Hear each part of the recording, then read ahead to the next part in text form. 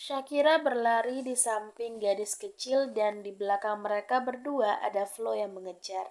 Mereka menerobos padang rumput ilalang yang seolah tidak ada habisnya. Bahagia adalah satu kata yang mampu dilukiskan oleh Shakira saat ini. Ayo cepat, sebelum Dedi menangkap kita. Pekik Shakira diiringi dengan suara tawanya. Gadis kecil itu juga tertawa. Tangan kecilnya menggenggam tangan Shakira erat-erat sambil berlari. Flo berlari di belakang mereka, berakting seolah menjadi seekor harimau yang siap menerkam para domba. Kena kau. Ah, hahaha.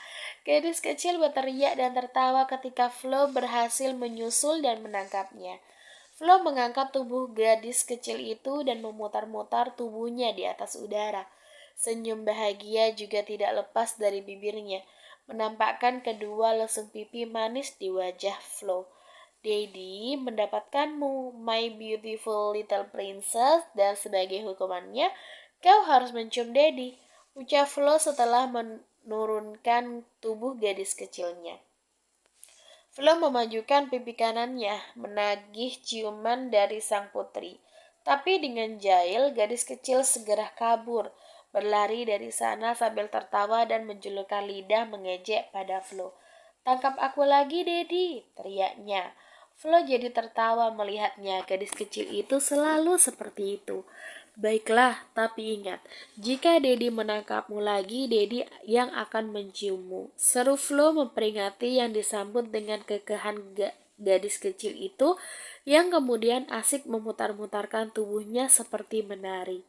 Aku belum tahu siapa namanya, lirik Shakira menatap putri kecilnya yang tengah asik sendiri itu dengan senyum tipis. Setelah sekian lama kehilangan, kini Tuhan memberi kesempatan baginya untuk bertemu dengan darah dagingnya. Kau mau tahu siapa namanya? Tanya Flo.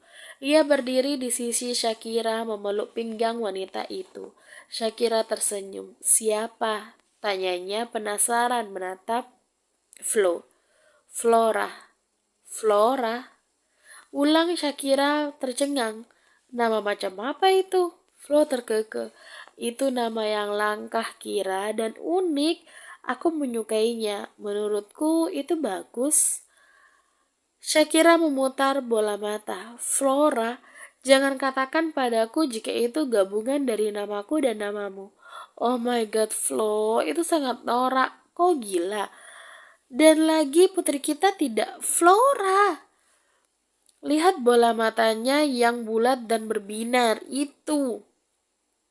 Mendengar omelan Shakira membuat Flo tertawa terbahak-bahak. Memang benar jika Flo menggabungkan nama mereka berdua. Iya, matanya indah seperti milikku. Jika ku perhatikan pun dia persis mirip denganku. Flo menyipitkan mata, fokus pada si putri kecil. Tapi aku paling suka rambut bergelombangnya. Ia mengingatkanku padamu. Flo menoleh tersenyum lalu tanpa permisi mengecup pucuk kepala Shakira. Kau tahu, aku sangat merindukanmu, bisik Flo yang dibalas dengan senyuman dari Shakira. Aku juga merindukanmu. Mereka berdua terus memperhatikan putri mereka yang berlarian ke sana kemari. Kini ia tidak sendirian lagi. Entah dari mana tidak ada, tapi ada puluhan kupu-kupu yang terbang mengelilingi Flora. Kau tidak boleh menamainya Flora. Shakira berkata kali ini ia dan Flo sudah duduk di bawah sebuah pohon besar. Flo menaikkan alisnya. Ya, aku tidak pandai mencarikan nama. Tukas Flo. Tapi apa kira-kira nama yang akan kau berikan padanya? Shakira diam, berpikir sejenak. Ia tersenyum melihat tawa kecil dari putrinya. Shakira bersumpah jika dia terlihat seperti seorang malaikat kecil. Aphrodite. Gumam Shakira kemudian. Entah kenapa nama itu terasa pas untuk si buah hati. Itu seperti nama salah satu dewi Yunani? Tanya Flo. Shakira mengangguk. Kau benar dan aku menyukainya. Dia seperti gadis kecil kita. Lambang dari kecantikan dan kebahagiaan. Flo tersenyum mengerti. Baiklah, kalau begitu sekarang namanya adalah Aphrodite Flo Martin. Putus Flo dengan mata berbinar. Berbeda dengan Flo, Shakira yang mendengar malah jadi jengkel. Tolong hilangkan kata Flora itu di nama tengahnya. Itu terdengar tidak elegan sama sekali. Cemberut Shakira setengah kesal. Bagaimana mungkin putrinya masih dikatai Flora? Tidak, Kira, itu akan selamanya menjadi nama tengahnya. Hahaha. Tawa Flo membuat Shakira ingin sekali menggigit tangan Flo. Kira, jawab Shakira masih terus memejamkan matanya. Dia berbaring di atas rerumputan liar dengan paha Flo sebagai bantalnya. Odette, nama panggilan sayang untuk si putri, sedang bergelanjut manja di punggung Flo. Flo sesekali menggerakkan punggungnya ke depan dan ke belakang untuk mengayun-ayunkan tubuh kecil Odette. Kau tidak kembali? Tanya Flo membuat mata Shakira langsung terbuka. Kembali kemana? Tanya Shakira bingung, menatap bergantian pada Flo lalu pada putrinya, Odette. Odette tersenyum sejenak, bertukar pandang dengan Flo lalu mengangguk dan berlari menjauh. Dia memilih bermain sendiri seperti kemarin, mengejar kupu-kupu dan bunga-bunga kapuk yang berterbangan ditiup angin. Shakira bringsut duduk lalu bertatapan cukup lama dengan Flo sebelum menghembuskan nafas panjang. Aku bahagia bersama kalian. Shakira menatap Odette di kejauhan lalu memejamkan matanya sejenak. Di sini menyenangkan, Flo, tapi kau harus kembali, tegas Flo. Tidak, aku tidak ingin kembali. Shakira berdiri lalu tersenyum tipis. Dia tidak menginginkanku, Flo. Lanjut Shakira dengan tatapan sedih yang tidak bisa ia coba sembunyikan. Masih ingat jelas dengan bagaimana Bastian memperlakukannya. Shakira benar-benar tidak ingin kembali dan ia mengatakan hal yang jujur jika ia bahagia ada di sini, bersama putri dan juga sahabat terbaiknya. Lihat, aku tidak punya alasan untuk kembali lagi. Shakira kembali tersenyum. Lagi pula aku lebih senang berada di sini bersamamu dan Odette putriku. Shakira mau mengutarakan apa yang ia rasa. Dia putriku juga ya, saut Flo. Shakira terkekeh. Aku iri padamu, dia terlihat lebih menyayangimu. Flo menaikkan sebuah alisnya, lalu beranjak dari duduknya dan berdiri di samping Shakira. Tidak, Kira, dia juga sangat menyayangimu, jawab Flo. Kenapa kau bisa berpikiran seperti itu? Shakira terdiam sejenak. Entahlah, aku hanya berpikir seperti itu. Flo tersenyum simpul. Dia mengacak rambut Shakira dengan lembut. Dengar Kira, aku dan Odette sangat menyayangi dan mencintaimu. Odette mencintaimu sebesar rasa cintaku padamu. Shakira tersenyum mendengarnya. Kau sedang tidak merayuku, bukan? Flo terkekeh. Aku yakin kau tidak akan pernah termakan rayuanku. Flo mengulurkan tangan kirinya pada Shakira. Ayo bermain, putri kita mulai bosan bermain sendirian. Ajak Flo. Shakira mengangguk dan tersenyum. Dia menerima uluran tangan Flo lalu mereka berdua berlari menyusul Odette dan bermain bersama lagi. Mereka benar-benar bahagia.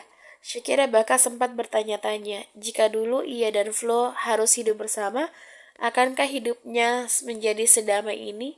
Sementara itu, jauh di dunia tempat Shakira berada, seorang pria menghela nafas dalam-dalam untuk kesekian kalinya. Dia menatap tubuh Shakira yang terlihat semakin kurus dan berwajah pucat. Pria itu Bastian, duduk di samping ranjang Shakira. Sudah 2 hari dia di sana.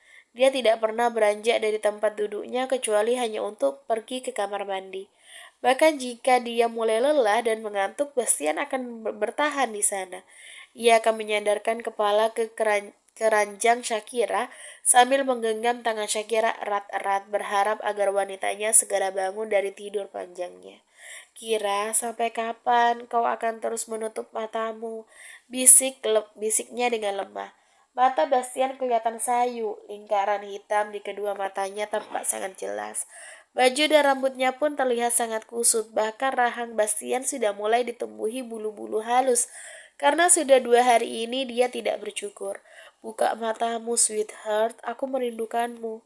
Hening, tidak ada satupun kecuali bunyi bip, bip, bip dari alat elektrokardiograf yang menandakan jika jantung Shakira masih berdetak normal. Bastian mendesah pelan. Ceklek. Bastian mendongakkan kepala dan menatap tanpa ekspresi ketika melihat 2 orang pria yang sangat ia kenal memasuki ruangan. Salah seorang pria mendengus kasar ketika melihat penampilan Bastian yang menurutnya tuh sangat kacau. Kau benar, Bima. Dia terlihat seperti gembel, ucap pria itu. Iya, dan kau yang harus memaksanya. Aku sudah lelah memaksa dia sampai mulutku menjadi 2 senti lebih tebal. Putramu tidak mau mendengarkan kata-kataku sama sekali. Pria itu terkekeh lalu berjalan mendekati Bastian yang tampak mengabaikan kehadirannya. Dia menghela nafas panjang dan menepuk bahu Bastian. Aku tahu perasaanmu, nak. Bagaimana khawatirnya kau terhadap Shakira. Tapi pria itu berhenti sejenak sebelum melanjutkan perkataannya. Sampai kapan kau tidak akan mandi? Kau harus mandi dan mengganti pakaianmu. Aku tidak ingin meninggalkannya meskipun ada gempa, Dad. Jawab Bastian dengan tegas. Peletak. Paulo menjitak kepala Bastian. Kenapa kau berubah menjadi sangat tidak realistis jika sudah berhadapan dengan Shakira? Kalimat Paulo retoris. Dasar budak cinta, sindirnya.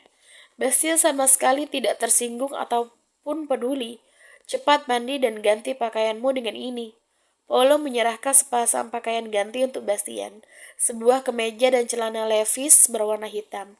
Bastian tidak beranjak sama sekali hingga akhirnya Paulo menarik lengan Bastian dan mendorongnya masuk ke dalam kamar mandi yang terletak di sudut kamar. Mandi atau Shakira jika tidak akan sadar karena bau badanmu. Teriak Paulo. Bastian mendengus. Bastian baru keluar dari kamar mandi ketika dia melihat pemandangan yang sedikit membuat perasaannya tidak enak. Dia melihat Paulo dan Bima tampak berbicara serius dengan seseorang dokter. Bahkan Bastian juga baru menyadari di samping dokter itu ada Sergio yang sedang menatapnya dengan tajam. Perlahan Bastian berjalan mendekati mereka. Dokter itu mengangguk lalu berpamitan. Dia menatap Bastian sebentar dan tersenyum tipis sebelum keluar dari ruangan itu. Ada apa, Dad? Tak bisa dipungkiri Bastian merasakan ketegangan dari mereka juga. Apalagi tatapan tajam menusuk Sergio padanya, membuatnya yakin jika ada yang tidak beres. Dad, ulang Bastian. Dia menuntut penjelasan. Paulo menghela nafas menatap putra semata wayangnya dengan serius. Shakira, ucap Paulo terpotong ketika tiba-tiba Bima maju mencengkram kerah ke meja Bastian. Bastian menatapnya dengan bingung. Apa yang Belum selesai Bastian mengucapkan perkataannya, Bima sudah mendengus kasar sambil menghempaskan tubuh Bastian, membuat Bastian mundur beberapa langkah ke belakang. Bima, tenanglah, interupsi Paulo. Kau menyuruhku bersikap tenang di saat seperti ini. Ucap Bima frustasi. Ia beralih menatap Bastian dengan murka. Kau? Apakah kau ayah dari cucuku kali ini? Tunjuk Bima pada Bastian. Bastian terkejut dengan ucapan Bima. Cucu? Apa maksudnya? Aku? Apa maksudmu dengan cucumu, Mr. Emmanuel? Tanya Bastian dengan bingung. Shakira hamil, Bastian. Bastian membelalakkan matanya ketika mendengar ucapan yang keluar dari mulut Paulo. Hamil? Ulang Bastian tidak percaya. Bagaimana bisa? Usianya baru 2 minggu. Dokter juga baru mengetahuinya dari hasil laboratorium pagi ini. Jelas Paulo. Dia menatap Bastian dengan serius. Apakah kau ayah dari bayi itu? Bastian mengerjap lalu menggeleng pelan. Aku tidak tahu, Dad, jawabnya dengan jujur. Cih, dasar. Akhirnya Sergio membuka suara. Dia tiba-tiba menarik kerah baju Bastian ke atas. Sergio merasa sangat kesal pada Bastian. Kau benar-benar tidak tahu, hah? Ulangnya emosi. Sergio, tenanglah. Paulo menginterupsi. Sergio mendengus kasar, lalu melepaskan cengkeraman tangannya dari kerah Bastian dengan kasar. Sama seperti yang dilakukan Bima tadi. Paulo beralih menatap Shakira lalu ke arah Sergio. Sebelum itu, aku perlu memastikan sesuatu. Apakah kau dan Shakira pernah? Tidak, aku tidak pernah melakukan apapun pada Shakira. Sergio menyela apapun pikiran Paulo saat ini. Kau yakin? Paulo bertanya memastikan. Sergio memutar bola mata dengan jengah. Kau pikir jika aku pernah melakukan hubungan di atas ranjang, aku akan membiarkan pria ini mengakui jika bayi yang ada di rahim Shakira adalah anaknya? Hey, no. Aku akan tetap menggugat jika bayi itu adalah milikku tanpa tes DNA sekalipun. Jawab Sergio mengungkapkan semuanya. Jadi memang Sergio tidak pernah melakukan hubungan yang lebih jauh daripada hubungan antara teman, bahkan setelah bertahun-tahun lamanya tinggal bersama. Lalu kau, Bastian? Paulo kini beralih menatap Bastian yang masih kebingungan. Apakah kau pernah melakukannya lagi dengan Shakira? Bastian mengangguk mantap. Ya, aku pernah. Mata Bastian melebar seketika. Oh my god, dia? Shakira hamil anakku. Tanya Bastian masih tidak percaya.